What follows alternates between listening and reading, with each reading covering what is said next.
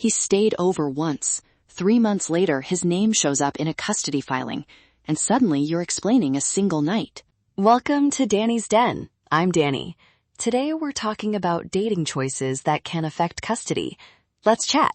In 10 minutes, I'll give you practical red flags courts notice, exact scripts you can use, quick documentation habits, a sports routine check to keep stability, and a short music pick to reset the mood. First, what are courts actually evaluating when a new partner appears? Think 3 things: safety, consistency, and the child's best interest. Safety is obvious: history of violence, active substance misuse, criminal behavior. Consistency is routines, bedtimes, school drop-offs, the weekend rituals kids expect. Best interest is the umbrella.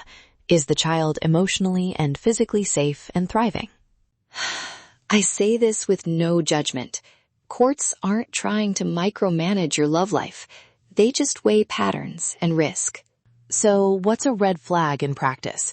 Quick list: frequent overnight stays early in a relationship, photos showing kids in risky situations, leaving children alone with a new partner, or bringing someone with a troubling history into the home without steps to mitigate risk. Example: someone posts a weekend photo where kids are at a party and alcohol is visible and an unvetted partner is holding a child. Those images are screenshots in a file before you know it. Another concrete marker: 3 overnights in a month during the first 6 weeks of dating. That's the kind of pattern judges notice. It changes the practical reality of your household. Let me be blunt. A single explained date rarely wrecks a custody position. Patterns and avoidable risks do. So the strategy is simple: slow down, document, and prioritize the child's routine. What should you do when introducing someone? Keep it public, supervised, and brief at first. Parks, daytime activities, or a casual morning meetup are great options. Here are tight custody smart phrases you can use out loud. Hi, this is Alex. We've been seeing each other for a few weeks. I wanted you to meet him because your comfort matters. Short, respectful, sets priorities. And a simple line for a low-friction in-person intro: we'll do a short park visit Saturday morning so the kids can play and meet Maya casually. Keeps expectations clear. Want a sample email to co-parent? Use this verbatim. Hi, quick heads up. I'm introducing Alex to the kids Saturday at 10 a.m. at the park. For the first month, he won't be alone with them. Thanks. Save it and send it. Clear and neutral. Boundaries matter. Tell the other parent whether your partner will be present at drop-offs, whether they'll babysit, and for how long you'll keep introductions public only.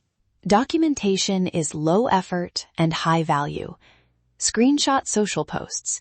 Keep a dated log of overnight stays and note any incidents. Date, time, who was there, and what happened. Stick to facts, not opinions. Quick example of a factual entry. June 12th, 9:30 p.m. Small gathering at my house. Tom held child for 10 minutes. Alcohol visible on table. Kids supervised by me. Short, factual, useful later if needed. When to call an attorney or mediator.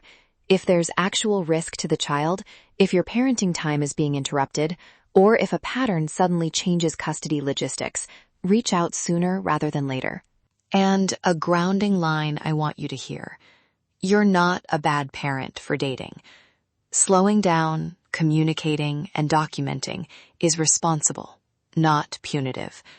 Be kind to yourself through the process.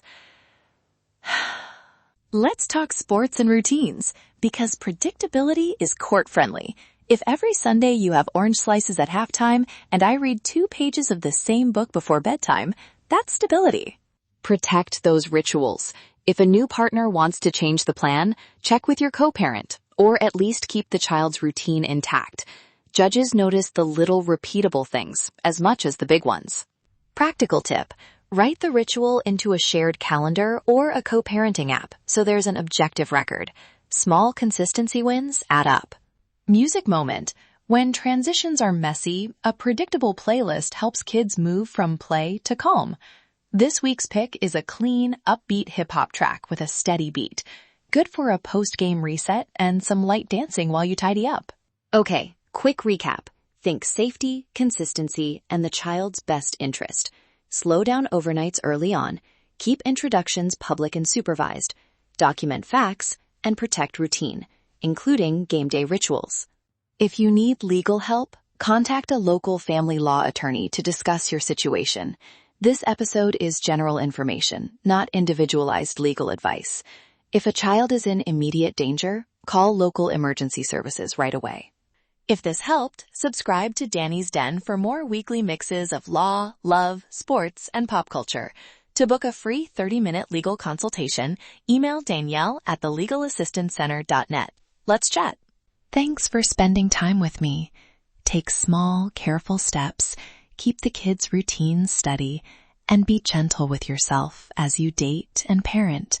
One day, one game, one playlist at a time.